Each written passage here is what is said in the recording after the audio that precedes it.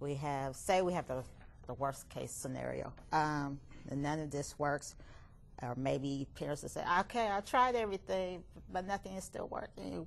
What would you tell the parent? There are really only about 6 reasons why these skills won't work. Part of it is that if you can use all the tools together as a system, that's when you get the best results. A lot of times what parents will do is they'll just use one tool for everything. Like they might use groundings for everything, or with young children it's timeouts. They just use it for everything. So they're not really choosing the most appropriate tool for the task at hand.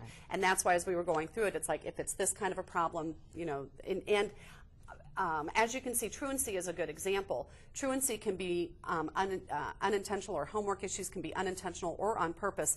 It's not if they're having a truancy issue, there's one thing to do.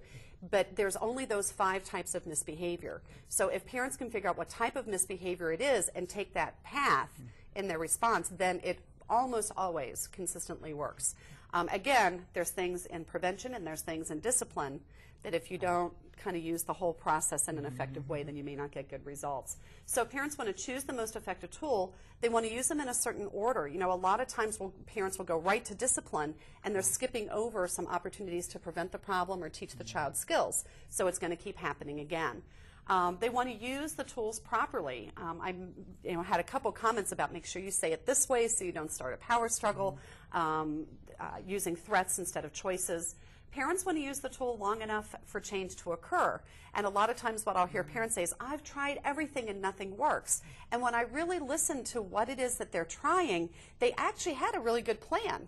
They just didn't stick with it long enough to see results. So sometimes they need to do that.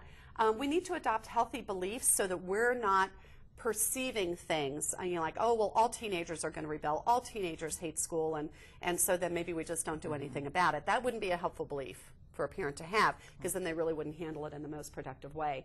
And then looking for a deeper problem, I think the truancy issue was a really good example of that, is that that's the behavior, but there's really a deeper problem that needs to be solved. Okay. So those would be the reasons why they might not work. Okay. If you have any questions, you may call in live at 542-7222.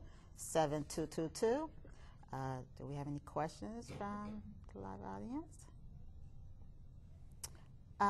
Jody, could you explain to parents if they want to contact you, or if they have some information they might have for you? Sure. I encourage everybody to go to ParentsToolShop.com. There are a ton of free articles. Some of these topics that we talked about are in free articles.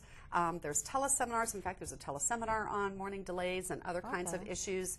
The Parents Tool Shop book is there. And then I also do, like I said, the Dayton area is the only place I do live local classes. Where they can learn the full system and all of the tools. And I do have a couple of those classes coming up. There's a lunchtime series that's going to be at the base starting on the 26th.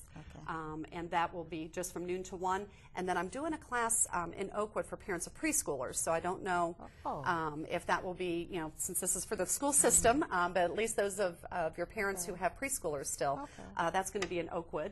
And so if people want information for that, they can just go to ParentsToolShop.com. They can get flyers. They can register online. They can get the book.